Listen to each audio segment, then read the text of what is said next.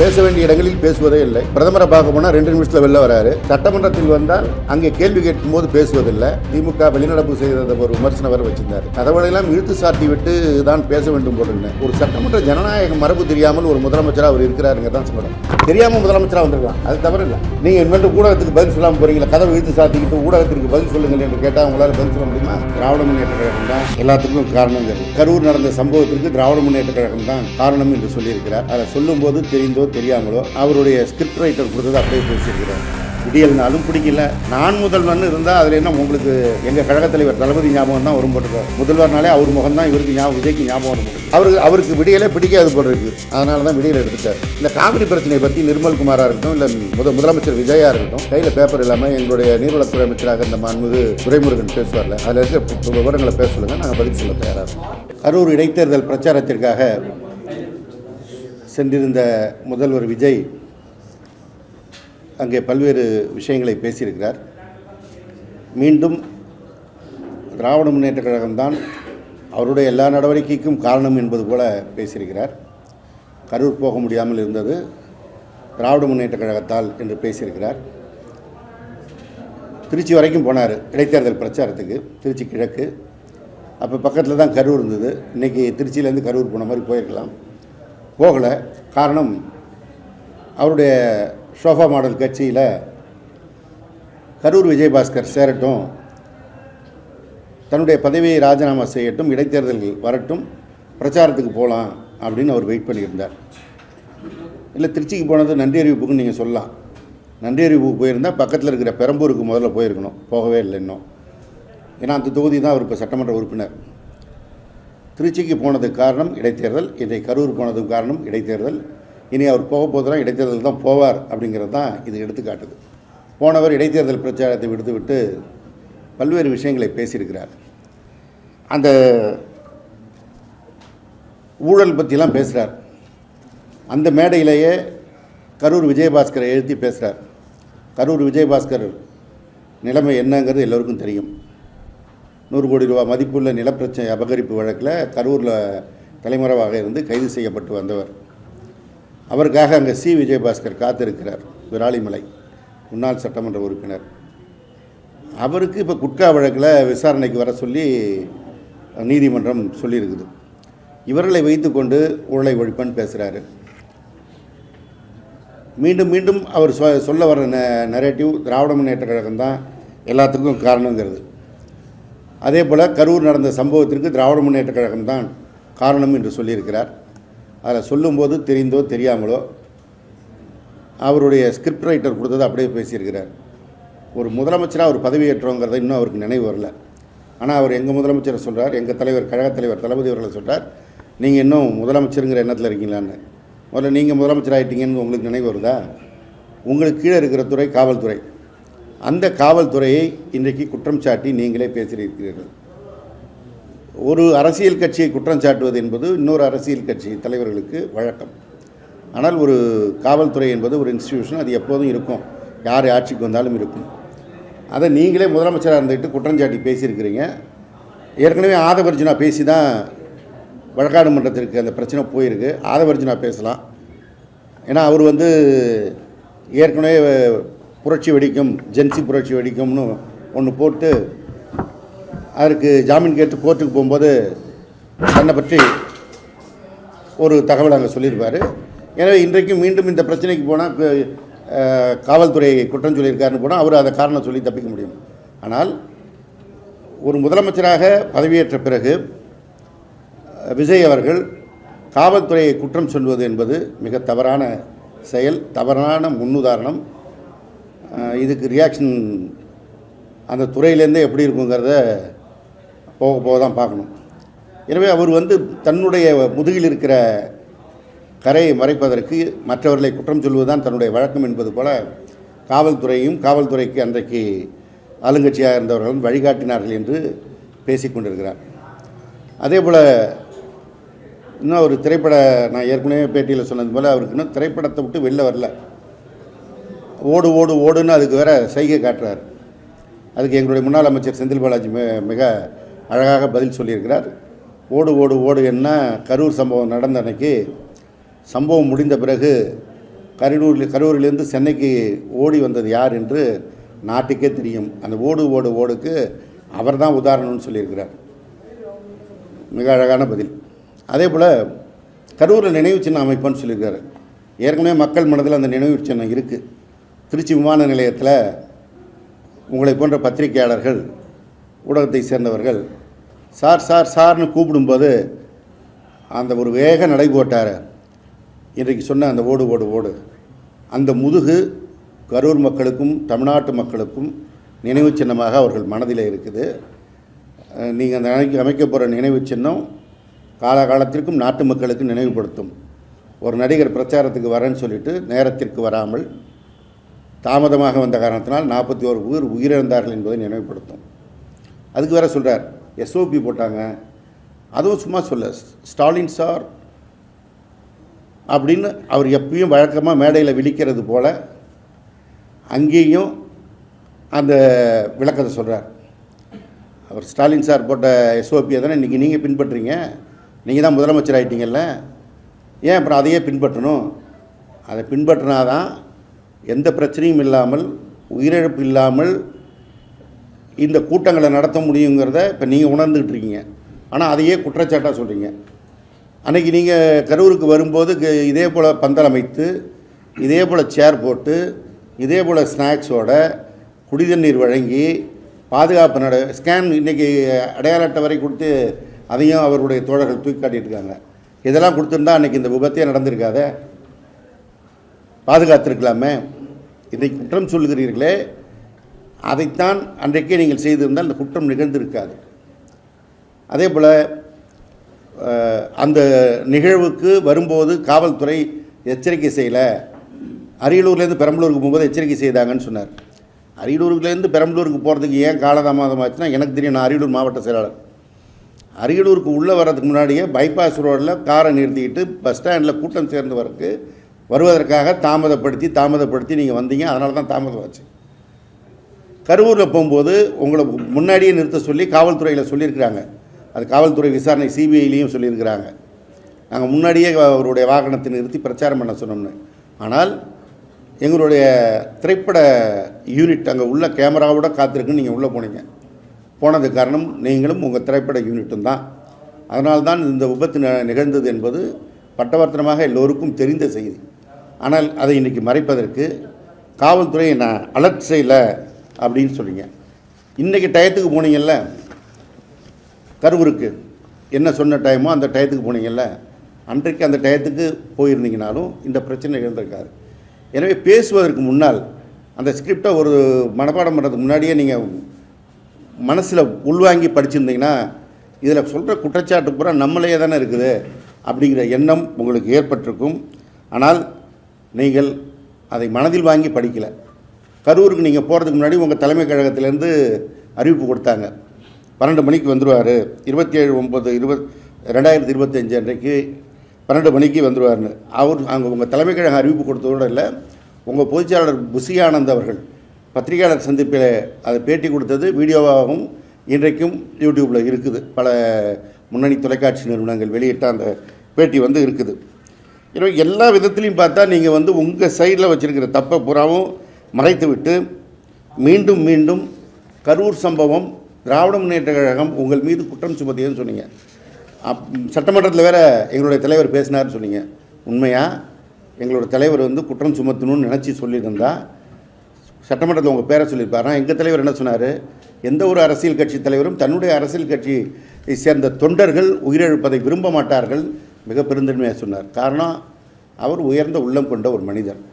அவருக்கும் உங்களுக்கும் எந்த விதத்தில் ஒப்பிட முடியும்? உங்களை நீங்களாக ஒரு பெரிய மனிதராக நினச்சிக்கிட்டு பேசிக்கிட்டு இருக்கீங்க. ஆனால் எங்களுடைய தலைவரோட உங்களை ஒப்பிட முடியாது. குற்றம் சுமத்தணும்னு முடிவு பண்ணியிருந்தால் வெறும் குற்றம் சுமத்துனதோடு இருக்க முடியாது, வழக்கே போட சொல்லியிருக்கலாம். வழக்கே போட்டிருந்தால் இன்றைக்கி என்ன நிலைமை இருந்திருக்கும். ஆனால் உங்களுக்கு பெருந்தன்மையாக ஒரு அரசியல் கட்சி தலைவர் அப்படி தன்னுடைய தொண்டர்கள் உயிரிழப்பதை விரும்ப மாட்டார்கள்னு அவர் சொல்லி பெருந்தன்மை காட்டியதனால் இன்றைக்கு நீங்கள் மனசில் பட்டதெல்லாம் வாயில் வந்ததெல்லாம் பேசிகிட்ருக்கீங்க. அடுத்தது ஒரு வசனம் சொல்லியிருக்கீங்க, எவ்வளோ உயரத்திற்கு சென்றாலும் மனதிற்கு ஏற்பட்ட காயங்களை மறக்க முடியாது, நிறைய வழிகள் காயங்களை தாண்டித்தான் வந்துள்ளேன். என் வாழ்வில் அதிக வலி காயம் கொடுத்தது கரூர் சம்பவம்தான். மக்களை சந்திக்கவும் மக்களிடம் பேசவுமே கரூருக்கு வந்தேன் அப்படின்னு சொன்னவர் வந்தது எத்தனை நாள் கழிச்சு? அந்த சம்பவம் நடந்து 285 நாள் கழித்து. அப்போ தான் எங்கள் திராவிட முன்னேற்ற கழக ஆட்சி உங்களை போக விடாமல் தடுத்ததுன்னா உங்கள் ஆட்சி அமைந்து 2 மாதம் ஆகுது. முன்னாடியே போயிருக்கலாமே, போகலை. அந்த காயம் வலியெல்லாம் அது அப்படியே இருந்ததா அந்த 285 நாளுன்னு கேட்டால், இடையில் உங்களுடைய மனதிற்கு பிடித்தவர்கள் வீட்டு கல்யாணத்தெலாம் சிறப்பாக கலந்துக்கிறீங்க. 2026 பிப்ரவரி 9 ஒய்எஸ் சுனில் ரெட்டியோட மகன் சாகில் மற்றும் வேதிகா ஜோடியோட திருமண வரவேற்பில் கலந்துக்கிட்டீங்க. 2026 மார்ச் 5ஆம் தேதி சினிமா தயாரிப்பாளர் கல்பாத்தி சுரேஷோடைய மகன் திருமண வரவேற்பில் கலந்துக்கிட்டீங்க. அப்புறம் டிசம்பர் 27 உங்களுடைய திரைப்படமான ஜனநாயகனுடைய திரைப்பட இசை வெளியீட்டு விழா மலேசியாவில் நடந்த போய் கலந்து கொண்டு மிகுந்த மகிழ்ச்சியோடு நடனமும் ஆடினீர்கள். ஆனால் உங்களுக்கு மனதிலே வலியும் காயமும் கரூர் போகிற வரைக்கும் இருந்ததுன்னு சொல்கிறீங்க. அப்புறம் உங்கள் பிறந்த நாளை மிக சிறப்பாக கொண்டாடினீங்க. இதெல்லாம் செஞ்சுக்கிட்டு எனக்கு மனதில் வலி இருந்தது, காயம் இருந்தது, நான் கரூர் வந்து தான் இதெல்லாம் ஆற்றிக்கிறேன்னு சொல்கிறது ரொம்ப டீ ஆத்துறீங்கன்னு மக்களுக்கு தெரியும். ஒரு முதலமைச்சராக வந்தவர்பாடு முதலமைச்சருக்கான தகுதியோடு பேசுவதை விடுத்து மற்றதெல்லாம் பேசுகிறீங்க. உங்கள் ஆட்சி அமைந்த பிறகு என்னென்ன செஞ்சுருக்கோன்னு ஒரு சில திட்டங்களை அப்படி மேலோட்டமாக அப்படி போயிட்டே இருந்தீங்க. பெண்கள் பாதுகாப்பை தானே திராவிட முன்னேற்ற ஆட்சியில் நீங்கள் மிகப்பெரிய குற்றமாக சுமத்தினீர்கள்.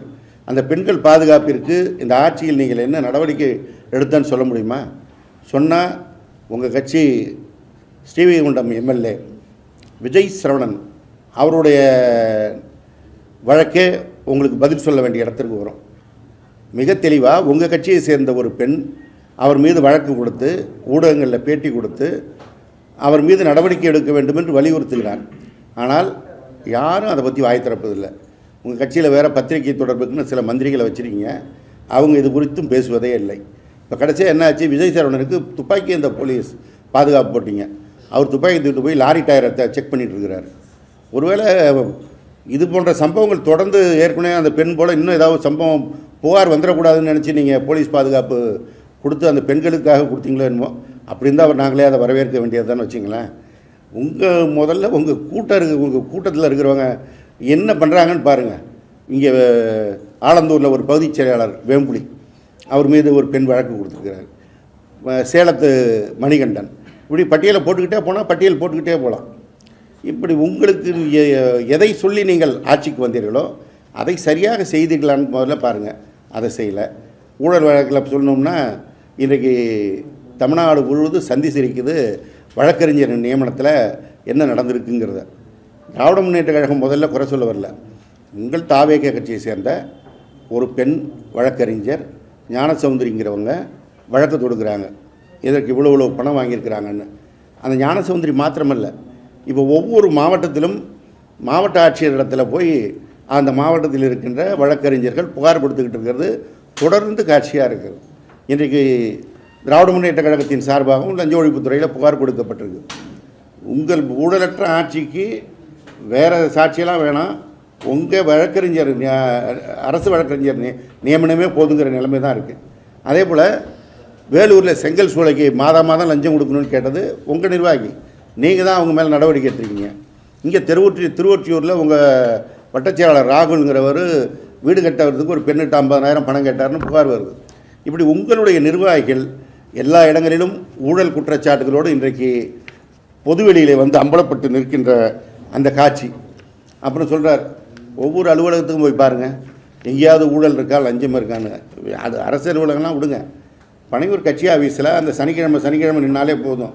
சி விஜயபாஸ்கர் வராரா, எம் விஜயபாஸ்கர் வராரா, எம்ஆர் விஜயபாஸ்கர் வராரா, இல்லை கடந்த காலங்களில் இருந்த அமைச்சர்கள் உடுமலை ராதாகிருஷ்ணன் வராரான்னு. இவர்களுக்கு ஒவ்வொருத்தருக்கும் என்னென்ன வழக்கு இருக்குது, அது என்ன வழக்கு, இதெல்லாம் தெரிஞ்சு தானே நீங்கள் உங்கள் வாஷிங் மிஷின் இன்றைக்கி சமூக ஊடகங்களில் போடுறாங்களே, டிவிகே வாஷிங் மிஷின் இன்றைக்கி ஃபேமஸாக இருக்கு. அதையும் அவரே சொல்கிறார் வாஷிங் மிஷின் கதையை. இந்த வாஷிங் மிஷினில் போட்டு நீங்கள் வெளுத்து கொண்டு வர கதையை இன்றைக்கு நாடே பேசி கொண்டு இருக்கிறது. எனவே இந்த ஊழல், பெண்கள் பாதுகாப்பு, இதெல்லாம் நீங்கள் பேசுவதற்கும் உங்கள் ஆட்சிக்கும் எந்த விதத்திலும் தொடர்பில்லாமல் இருக்குது. சினிமா படத்து வசனம் பேசுவதையே தொடர்ந்து பேசுவதை விடுத்துவிட்டு நடைமுறை அரசு நடத்த வேண்டிய அந்த நிதானத்துக்கு இன்றைக்கி வரணும். ஏன்னா இன்றைக்கி அரசு எப்படி நடந்துக்கிட்டு இருக்குங்கிறது நாட்டு மக்களுக்கே தினம் தினம் போராட்டம் செய்து கொண்டிருக்கிறார்கள். நேற்றைய வரைக்கும் மின்சார பிரச்சனைக்காக போராடுவது தொடர்ந்து கொண்டிருக்கிறது. நேற்றைக்கு கூட செய்தி வந்திருக்குது, முதலமைச்சர் பயணிக்கின்ற பாதையில் ஈசிஆரில் கரண்ட் தொடர்ந்து இல்லாமல் இருந்து பொதுமக்கள் சாலையில் வந்து மறியல் செய்திருக்கிறார்கள். தேனாம்பேட்டையில் 13 மணி நேரம் மின் தட்டுப்பாடு இருந்து பொதுமக்கள் அவதிக்குள்ளாகி வந்து பிரச்சனை பண்ணியிருக்காங்க.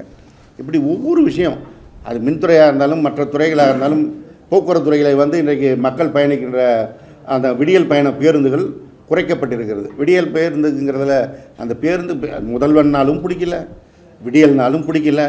நான் முதல்வன் இருந்தால் அதில் என்ன உங்களுக்கு எங்கள் கழகத் தலைவர் தளபதி ஞாபகம் தான் வரும் போட்டிருக்கோம். முதல்வர்னாலே அவர் முகம்தான் இவருக்கு ஞாபகம், விஜய்க்கு ஞாபகம் வரும் போட்டிருக்கு. அந்த முதல்வர் எடுத்துட்டார். விடியல் பயணம்னோடனே விடியலை எடுத்துகிட்டு மகளிர் பயணம். இப்படியே போயிட்டே இருந்தால் நீங்கள் ஒரு கட்டத்தில் தமிழ்நாடு அரசு கூட அண்ணா பேர் வச்சார், அதை மாற்றிடலான்னு வந்துடுவீங்கன்னு அந்த இடத்துக்கு தான் வந்து நிற்பீங்கன்னு நினைக்கிறேன். எனவே மாண்புமிகு முதலமைச்சர் மிஸ்டர் விஜய், உங்கள் ஸ்டைலில் சொன்னால் ப்ரோ விஜய் ப்ரோ, இல்லை சொன்னால் எங்கள் தலைவரை கூப்பிட்ட மாதிரி விஜய் சார், எப்படி சொன்னாலும் சொல்கிறேன். இடைத்தேர்தல் பிரச்சாரத்துக்கு போயிட்டு நேராக ஓட்டை கேட்டு வந்துடுங்க. அங்கே வந்து தேவையற்ற வசனங்கள்லாம் பேசிகிட்டு இருக்க வேணாம். ஒவ்வொரு வசனத்திற்கும் நீங்கள் பேசியதற்கு நாங்கள் பதில் சொல்லணும்னா மிக கடுமையாகத்தான் இருக்கும். ஒரு ஆட்சி அமைந்தால் அந்த ஆட்சி மக்களுக்கான ஆட்சியாக இருக்கணும், தன்னுடைய கட்சிக்கான ஆட்சியாக இருக்கக்கூடாது. நீங்கள் வந்து அந்த 118 தொகுதி கூட வர முடியாமல் 108 வந்தீங்க, அதில் 107 தான் இப்போ இருக்கிறது. அந்த வாக்களித்த மக்களுக்கு அவங்க மகிழ்ச்சி அடைவதற்காகத்தான் நீங்கள் போய் ஒவ்வொரு இடத்துலையும் பேசிகிட்டு இருக்கீங்க. அந்த வைப் பண்ணால் போதும், அவங்க வந்து பார்த்து மகிழ்ச்சியாக நமக்கு ஆதரவாக தொடருவாங்கன்னு நினைப்பீங்க. மீதி வாக்களிக்காத 65% மக்கள் தமிழ்நாட்டில் தான் இருக்காங்க. எங்கள் தலைவர் முதலமைச்சராக பொறுப்பேற்கும் சொன்னார், வாக்களித்தவர்களுக்கும் வாக்களிக்காதவர்களுக்கும் சேர்த்து தான் முதலமைச்சர் என்ற பதவி, அவர்களையும் அரவணைத்து அவர்களுக்கான பணியை செய்வேன்னு சொன்னார். ஆனால் நீங்கள் அதற்கு இன்னும் உங்களை தயார்படுத்தி கொள்ளவில்லை. இன்னும் நீங்கள் முதலமைச்சராக மனதளவில் மக்களுக்கான பிரச்சனைகளை தீர்த்து வைப்பதற்கு முன்வரவில்லை. இன்னும் தாவேகா கட்சி தலைவராக மேடையில் ஏறிட்டால் அந்த பிரச்சார மோடுக்கு போயிட்டு அந்த வசனத்தெல்லாம் சினிமாவில் வர்ற மாதிரி வேக வேகமாக வீராவேசமாக பேசிட்டா அதுவே உண்மையாயிடும்னு நினச்சிட்டிங்க. மக்கள் எல்லா நேரத்திலும் ஒரே மாதிரி இருக்க மாட்டாங்க. நீங்கள் முன்னாடி பேசும்போது வெறும் அகப்பை எப்படி வேணாலும் சுற்றுனீங்க. இப்போ அப்படி இல்லை, நீங்கள் சுற்றுற அகப்பையில் அதிகாரம் இருக்கிறது. ரொம்ப சுற்றுனீங்கன்னா அதிகாரம் கீழே வெளியில் வந்து விழுந்துடும். அதனால் பேசும்பொழுது நிதானத்தோடு முதலமைச்சர் என்ற பதவிக்கான நாகரிகத்தோடு நீங்கள் பேச வேண்டும். அதோடு இந்த சோஃபா மாடல் வேலைகளை நிறுத்தி கொண்டு மக்களுக்கான பணிகளை தொடர வேண்டும் என்று இந்த நேரத்தில் நான் தெரிவித்துக் கொள்கிறேன். சார், முதலமைச்சர் விஜயோடைய பேச்சு வந்து இன்னைக்கு அரசு பள்ளி ஒன்றில் வந்து காணொலி மூலமாக காட்டப்பட்டுச்சு. தொடர்ந்து பள்ளி கல்வித்துறையில் மாணவ மாணவிகள் இது மூலமாக ஒரு அசௌகரியமான ஒரு சூழலை சந்திக்கிறது ஒரு தொடர்கதையாக இருக்குது. இதை பற்றி உங்களோட கருத்து? இல்லை, ஏற்கனவே இந்த புகார் வந்து பெரிய அளவில் வெடித்து அதுக்கு வந்து இன்றைக்கி தான் கரெக்டாக பள்ளிக்கல்வித்துறை அமைச்சரும் சொல்கிறாரு, நாங்கள் இனிமேல் அதுபோல் செய்ய மாட்டோம் என்று அறிவுரையை வழங்குகிறோம்னு சொன்ன பிறகும் இன்றைக்கு முதலமைச்சருடைய அரசு பேச்சு இல்லை, அது அவருடைய கட்சி பொதுக்கூட்ட பிரச்சார மேடை, இடைத்தேர்தல் பிரச்சாரம் என்ன சொல்லப்போனால் அந்த பிரச்சாரத்தை பள்ளி மாணவர்களுக்கு கொண்டு போய் சேர்க்கணும்னு நினைக்கிறாங்கன்னா அவங்களுடைய மனநிலைமை எப்படி இருக்குங்கிறத தான் நம்ம புரிஞ்சுக்கணும். அவர்கள் மாணவர்கள் எப்படி தேர்தலின் போது குழந்தைகளை உங்கள் பெற்றோர்கிட்ட சொல்லுங்கள், அழுது ஓட்டு கேளுங்கன்னு சொன்னாரோ அதே மனநிலைமையில் இப்போவும் எதிர்கால தலைமுறையை அரசியல் மயப்படுத்த விட தன்னுடைய அரசியல் படுத்த நினைக்கிறார். அது மாதிரி காவிரி பிரச்சனையில திமுக துரோகம் செஞ்சிருக்கீங்க அப்படின்னு சொல்லிட்டு அமைச்சர் நிர்மல்குமார் பேசியிருக்கிறாரு. இந்த காவிரி பிரச்சனையை பற்றி நிர்மல்குமாராக இருக்கட்டும், இல்லை முதலமைச்சர் விஜயா இருக்கட்டும், அவங்களுக்கு தெளிவாக பேச தெரியும்னா ஒரு 2 நிமிஷம் கையில் பேப்பர் இல்லாமல் எங்களுடைய நீர்வளத்துறை அமைச்சராக இருந்த மாண்புமிகு துரைமுருகன் பேசுவார்ல, அதில் இருக்க விவரங்களை பேச சொல்லுங்கள், நாங்கள் பதில் சொல்ல தயாராக இருக்கோம். மேகதாது அணை குறித்து கடந்த திமுக அரசு வழக்கு ஒழுங்காக நடத்தல, நாங்கள் எங்கே பேசணுமோ அங்கே பேசிக்கிறேன்னு சொல்லி எங்கே பேசுவார்? எங்கேயுமே பேசுறது இல்லையே, பேச வேண்டிய இடங்களில் பேசுவதே இல்லை. பிரதமரை பார்க்க போனால் 2 நிமிஷத்தில் வெளில வராரு.